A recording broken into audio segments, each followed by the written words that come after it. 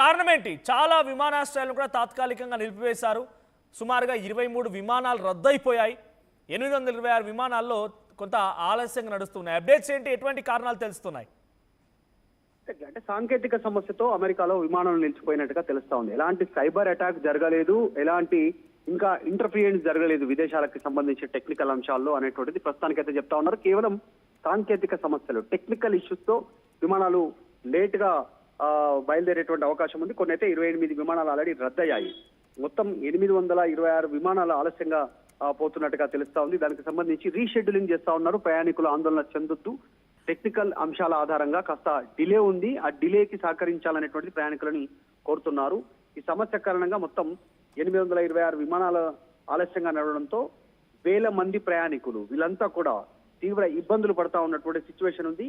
ప్రధానంగా ఈ అంశానికి సంబంధించిన ఏ ప్రాంతాల్లో ఈ సమస్య ఎక్కువగా ఉందంటే Chicago, Denver, New York, Houston, San Francisco ఇలా కీలకమైనటువంటి విమానాశ్రయాల్లో పడిగాపులు కాస్తా ఉన్నారు. విమానాలు రద్దు కావడం, తర్వాత కొంత ఆలస్యం కావడం, rescheduling.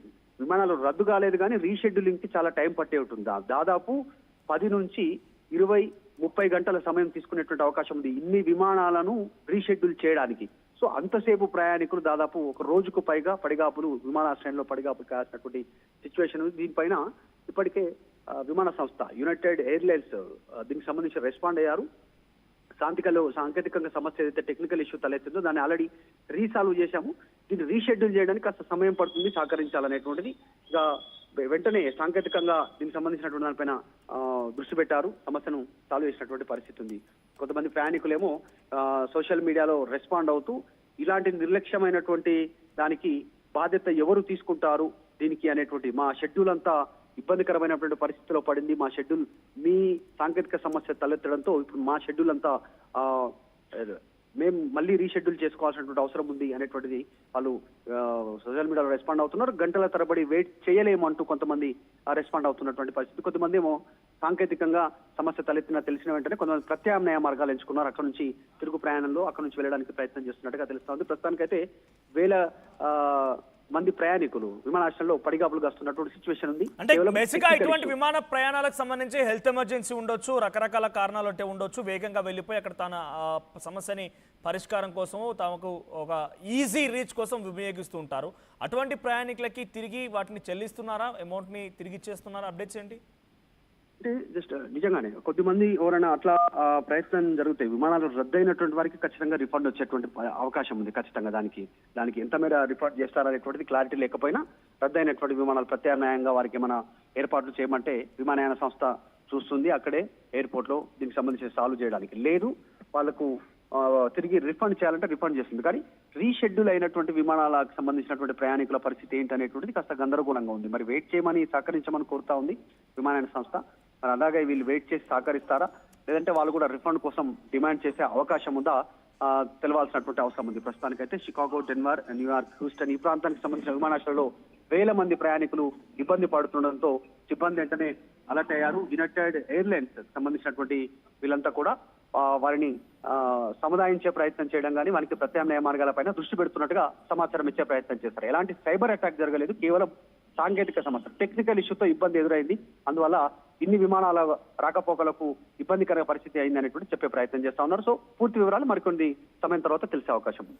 Right, thank you Madhu. So ఏదేమైనా కూడా డొనాల్డ్ ట్రంప్ ని ఆయన చేసిన పాపాలే అమెరికాని వెంటాడుతున్నాయా? సో మీ అభిప్రాయాన్ని కామెంట్ చేయండి. ఇక్కడ పోల్ కూడా కండక్ట్ చేస్తున్నాము. ట్రంప్ పాపాలే అమెరికాని వెంటాడుతూ ఉన్నాయా? ఇది సాంకేతిక సమస్యకు సంబంధించిన అంశం నిజంగానే కావచ్చు, కానీ ఒకేసారి ఇన్ని విమానాశ్రయాల్లో సాంకేతిక సమస్యలు రావడం, విమానాలు పూర్తిగా రద్దయిపోవడం అంటే ఆయన చేసినటువంటి పాపం ఆ అమెరికాని వెంటాడుతున్నట్టుగానే భావించాలి. నీ పాపం పండే నీడ అంటున్నారు చూసారా, అటువంటి ఒక సిచ్యువేషన్ ఇప్పుడు ట్రంప్ ఎదుర్కొంటున్నారు. సో ట్రంప్ పాపాలు అమెరికాని వెంటాడుతున్నాయా అంటే 92% మంది ఎస్ అని సమాధానం చెప్తున్నారు, 8% మంది నో అంటున్నారు. ఒక రకంగా చెప్పాలంటే ఆయన చేసేటువంటి పాప పనులు, దుశ్చర్యలు ఆయన వెంటాడుతున్నట్టుగానే కనబడుతోంది. సో ఒకేసారి ఇన్ని విమానాశ్రయాల్లో, సో పెద్ద ఎత్తున ఇన్ని విమానాశ్రయాల్లో ఒకేసారి ఇంత పెద్ద ఎత్తున సమస్య తలెత్తడము, ఇవన్నీ కూడా కొంత పెద్ద ఎత్తున అందరినీ అలజడి గురి చేస్తున్న అమెరికాలో ఒక అప్రకటిత ఎమర్జెన్సీని తలపిస్తూ ఉన్నాయి. సో ఇప్పుడు ప్రజెంట్ అక్కడ New York, San Francisco, Chicago, Denver, Houston ఎయిర్పోర్ట్లు పూర్తిగా కూడా తాత్కాలికంగా ఇప్పటివరకైతే క్లోజ్ చేశారు. సో టెక్నాలజీ ఇష్యూస్ ఉన్నాయట. System by technology problems with in an airline can cause significant disturbance. So అక్కడ ఈ రోజు జరిగినటువంటి దాంట్లో టెక్నికల్ సమస్యలు ఉన్నాయి. సో ఈ టెక్నికల్ సమస్యలే ఇంత పెద్ద ఎత్తున అమెరికాని విమానయాన సంస్థలకి ఒక రకంగా షాక్ ఇచ్చిందని చెప్పాలి. 826 విమాన సంస్థలు పూర్తిగా, విమాన ప్రయాణాలు పూర్తిగా కూడా అక్కడ ఆలస్యంగా నడుస్తూ ఉన్నాయి. సుమారుగా 20 నుంచి 25 విమానాలు పూర్తిగా రద్దయిపోయాయి. సో వివిధ ప్రాంతాలు మనం ఎయిర్పోర్ట్లో విజువల్ చూస్తున్నాం. ఎయిర్పోర్ట్ లోపల ప్రయాణికులు ఏ రకంగా పడిగాపులు కాస్తున్నారు చూడండి.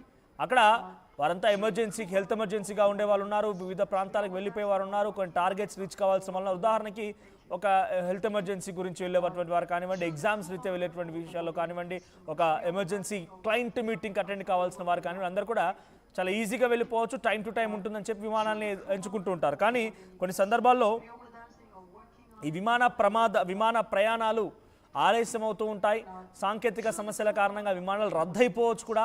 ఇలా ఇటువంటి సమయాల్లో పెద్ద ఎత్తున వారంతా కూడా ఇబ్బందులు ఎదుర్కొంటూ ఉంటారు. మనం ఆ విజువల్స్లో గమనిస్తున్నటువంటి ఆ సిచ్యువేషన్ చూడండి, ఎంతమంది అక్కడ చేరుకున్నారు. కొన్ని వేలాది మంది అక్కడికి చేరుకొని విమానాల కోసం పడిగాపులు కాస్తూ ఉన్నారు. కానీ విమానాలేమో సాంకేతిక సమస్యల కారణంగా ఒకటి కాదు, రెండు కాదు, ఏకంగా 826 విమానాలు పూర్తిగా కూడా ఆలస్యంగా నడుస్తూ ఉన్నాయి. 20 నుంచి 25 విమానాలు ఏమో ఏకంగా పూర్తిగా రద్దయిపోయాయి. సో ఈ రద్దయిపోయినాయి విమానాల గురించి కానివ్వండి, ఆలస్యంగా నడిచే విమానాల గురించి కానివ్వండి, ఇంకా ఒక క్లారిటీకి రాలేకపోతున్నారు. టెక్నికల్ సమస్య అని చెప్తున్నారు, కానీ ఇన్ని విమానాలు ఒకేసారి నిలిచిపోవడం గల ప్రధానమైనటువంటి కారణాన్ని ఇంకా అక్కడ అధికారులు గుర్తించలేకపోతున్నారు. ఏదేమైనా ట్రంప్ పాపాలు అమెరికాని వెంటాడుతున్నాయంటే ఇది ముమ్మాటికి నిజంగానే భావించాలి. బికాస్ ఈ పాపుణ్యాలు ఉంటాయా అంటే ఒక రకంగా అవి కనుక ఉంటే ఇప్పుడు అమెరికా అదే ఎదుర్కొంటోంది.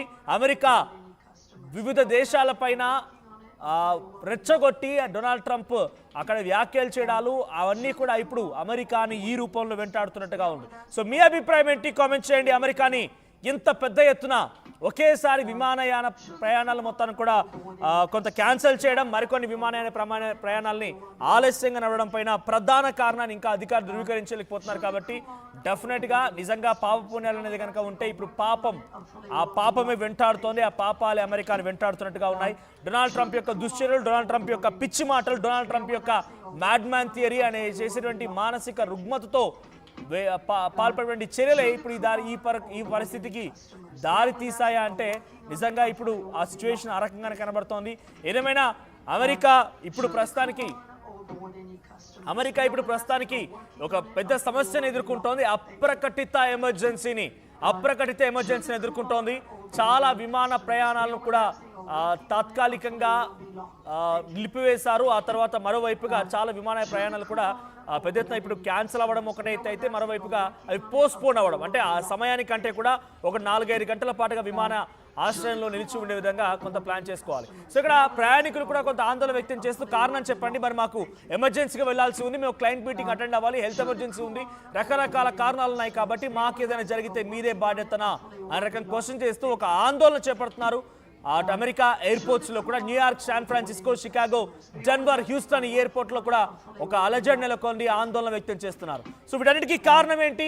డొనాల్డ్ ట్రంప్ నిజంగానే ఈ పాపాలు ఎదుర్కొంటున్నాడా? మీ అభిప్రాయాన్ని కామెంట్ చేయండి. Should the crew on or board any customers? Bear with us, they are working on it. Hopefully it won't be long. Thank you. Should the crew on or board any customers? Bear with us, they are working on it. Hopefully it won't be long. Thank you.